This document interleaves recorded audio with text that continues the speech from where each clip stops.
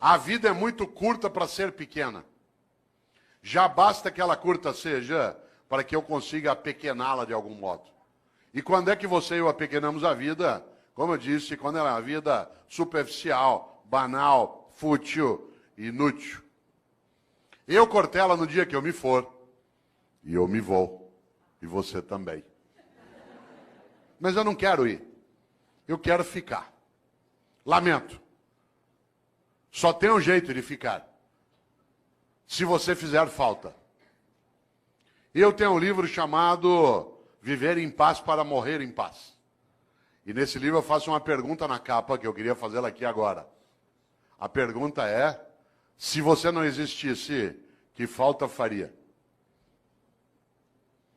Não pense nisso numa sexta-noite após beber um pouco. Se você não existisse, que falta faria? Por exemplo, tem gente que faz uma falta imensa. Tem gente que faz uma falta imensa na tua vida. Alguém que te criou, alguém que te apoiou, alguém que estava contigo. E tem gente que não faz falta nenhuma. Teve gente que não vai poder ir ao teu Natal porque não está ou já morreu, vai fazer uma falta imensa. E tem gente que não vai e vai te dar uma alegria imensa. São aqueles que nos dão o agradável prazer da ausência delas. Já imaginou? Cuidado! Você sabe que morrer é ser esquecido. Você, quando faz falta, não é esquecido. Não é casual que no grego arcaico o verbo para morrer e o verbo para esquecer seja o mesmo, que é letos, de letal. Porque morrer é ser esquecido. Enquanto alguém lembrar de você, derramar uma lágrima, der risada por algo que você fez e que ele recordou, pegar uma roupa tua e cheirar e ter uma boa lembrança ou saudade, enquanto a pessoa olhar algo que você fazia, querer lembrar de uma comida que você gostava, você continua vivo. Morrer é ser esquecido. Claro, se você for a um cemitério agora dia 2, você deve ter notado. Né? Tem túmulo que está abandonado, tudo caído, o vaso não é cuidado mais. Aí morreu. Enquanto alguém estiver contigo, na memória, no coração, olha a palavra que eu vou usar de propósito, na recordação. Recordar é fazer passar de novo pelo coração. Recordar, recordes. Você continua vivo. Interessante. Há pessoas que morrem em vida, porque são banais, fúteis, inúteis, e não fazem a menor falta. Tem gente que nos faz, repito, uma falta imensa. Só tem um jeito de fazer falta. Para fazer falta na vida, você tem que ser importante. Não confunda importante com famoso. Tem muita gente que é importante e não tem a menor fama, e tem muita gente que é absolutamente famosa e não tem a menor importância. Uma pessoa importante é aquela que faz falta. Por exemplo, enquanto nós estamos aqui agora, tem uma auxiliar de enfermagem no hospital da prefeitura do estado que está lá tirando as escaras de alguém que está em coma há 3 meses. A pessoa nem sabe que está sendo cuidada. Aquela pessoa é absolutamente importante, aquela enfermeira. Tem alguém que está ajudando a cuidar do abastecimento em Campinas, que está agora numa repartição, fazendo nota de empenho para a gente poder ter reforma na escola, poder ter via pública estruturada. Tem alguém que está numa Câmara Municipal ajudando a preparar projetos. São pessoas absolutamente importantes, mas que não são, de maneira alguma, famosas. A fama passa. Eu, Cortella, às vezes eu sou famoso, depende da semana, do programa de televisão que eu participo. As pessoas passam a semana inteira, te vi na televisão, te vi na televisão. Eu estava agora em novembro, no programa da Fátima Bernardes, a semana inteira falaram, te vi na TV, vou estar lá agora dia 10 de novo, 10 de dezembro. Aí eu sei, semana inteirinha, te vi na Fátima, depois de uma semana, vai embora. Claro. A fama passa, a importância fica. Só tem um jeito de ficar, ser importante. E a importância você constrói onde você está. Na família, no governo, no legislativo, numa atividade de natureza privada, numa escola. Afinal de contas, uma pessoa importante é aquela que fica nos outros. Olha aqui para mim, se você puder. Parênteses, por que eu disse olha para mim, se você puder? Porque há pessoas entre nós que não enxergam com os olhos.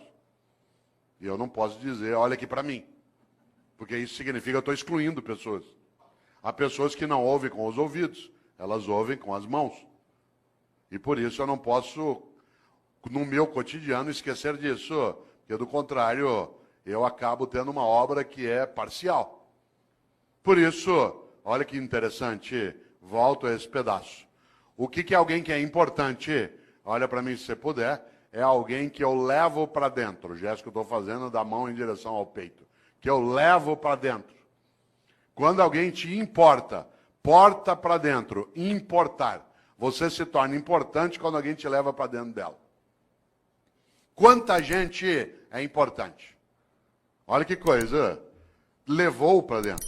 Mário Quintana, um homem especial. Um homem estupendo. Ele, inclusive, fez uma coisa que eu gosto demais.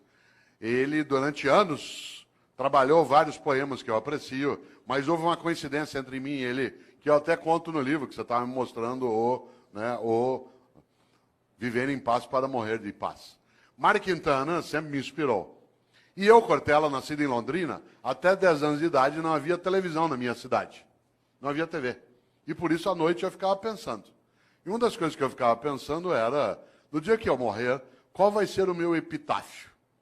Isto é, o que eu quero que escreva no meu túmulo? Eu já tinha tendência à inutilidade filosófica, né? E eu ficava imaginando o que eu quero que escrevam no meu túmulo. Hoje eu não tenho mais essa questão, porque eu não quero mais ser sepultado. Eu quero ser cremado. Essa é uma decisão individual, mas eu acho a cremação mais ecológica, inclusive. Muito mais adequada. Há um impacto ambiental no sepultamento. Por exemplo, se chineses e indianos aderissem ao sepultamento, nós teríamos problemas sérios.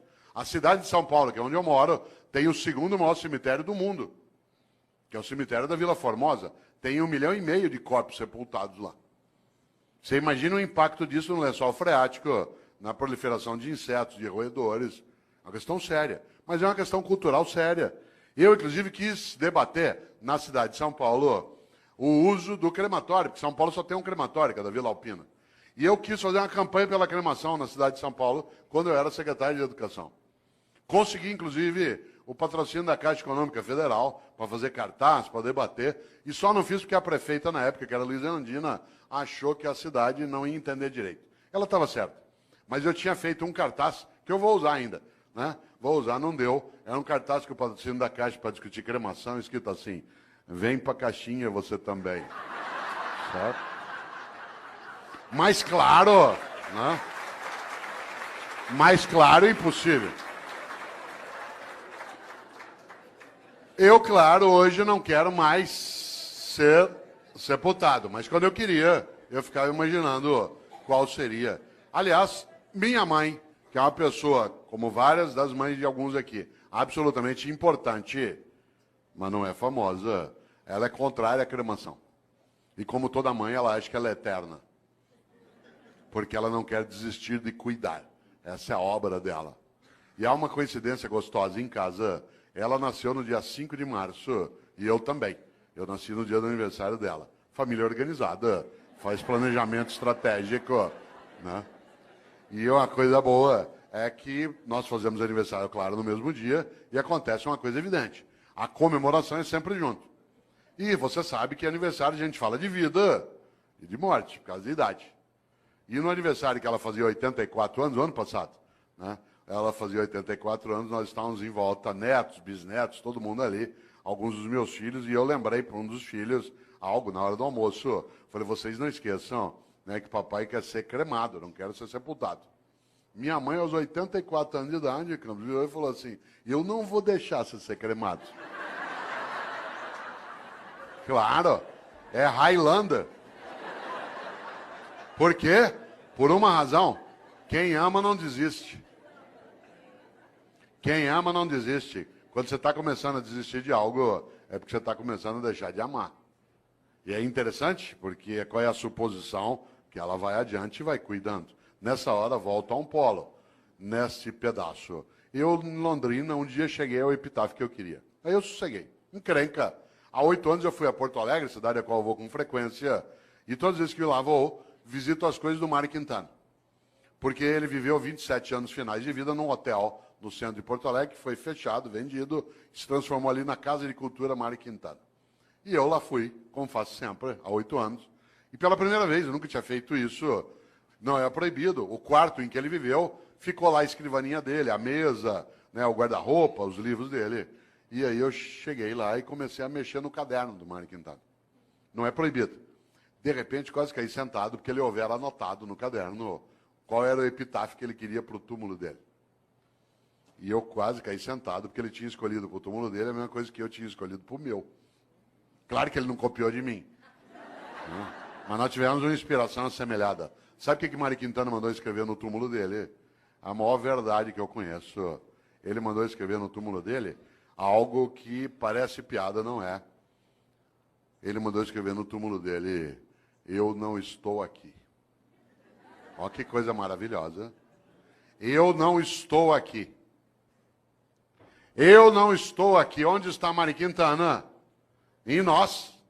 Na amizade que repartiu, na solidariedade que ofereceu, na felicidade que construiu, na solidariedade que protegeu, na sexualidade que assumiu, na religiosidade que praticou. Onde está Mário Quintana? Em nós. Por isso, a vida é muito curta para ser pequena. E eu, Cortella, no dia que eu me for, e eu me vou, e você também, eu quero ficar. Só tem um jeito de ficar, na minha obra. Porque eu sou mortal, mas eu não preciso ser inútil. A minha mortalidade é presente, mas a minha vida não precisa ser desperdiçada. Por isso, lembra esse fato. No dia que eu me for, eu quero ficar. Só tem um jeito de ficar, nas outras pessoas.